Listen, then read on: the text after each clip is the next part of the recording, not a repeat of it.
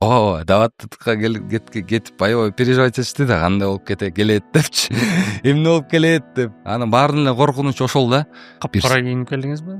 Бир сектага кирип кетпесе экен, бир радикал болуп кетпесе экен деп эле ушундай да эми переживаниялар. Анан биз келип эле анан жүзүңдө нур, бирок башың кир дейт го тиги байкебиз.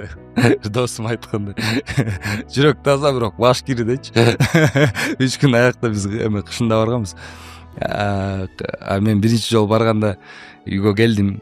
Туулган күн сыяктуу отурабыз. Баары мени минтип карашат, эмне болуп өзгөрдү деп. Ал жерде болсо апаңа болгон мамиле, жубайыңа болгон мамиле кандай болуш керек? Исламда эркек деген эмнелерге жооп берет? Понятие жок деп кой. Үйгө кирип эле аябай аккуратно, жумшак эле идиштерди жууп коем, сүннөттү ойготуп коем. Үйдөн да жардам берчү да биздин пайгамбарыбыз. Диванга барып жатып телевизор көрүп алчу эмес да, мисалы үчүнчү. Ошол моменттерде деп мен дагы тиги 3 күн телефон жок.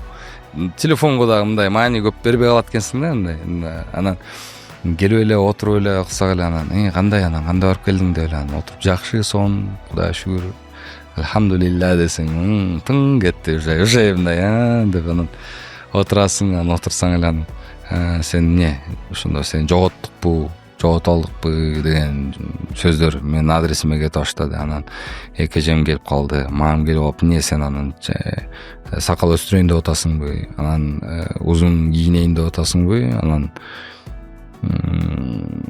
шашпай эле 40-50гө чыкканда эле намаз окуп баштасаң болбойт беле деген сөздөрдүн баары кетип баштады. Мен айттым, эгер мага 50гө чыгам деген гарантия берсеңер, хорошо дедим.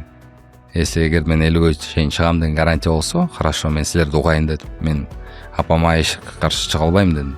Хорошо, ошондо бересизби десем, жок дейт. Анда все анда дедим. Эми качан мен кетип калам Кудай билет да.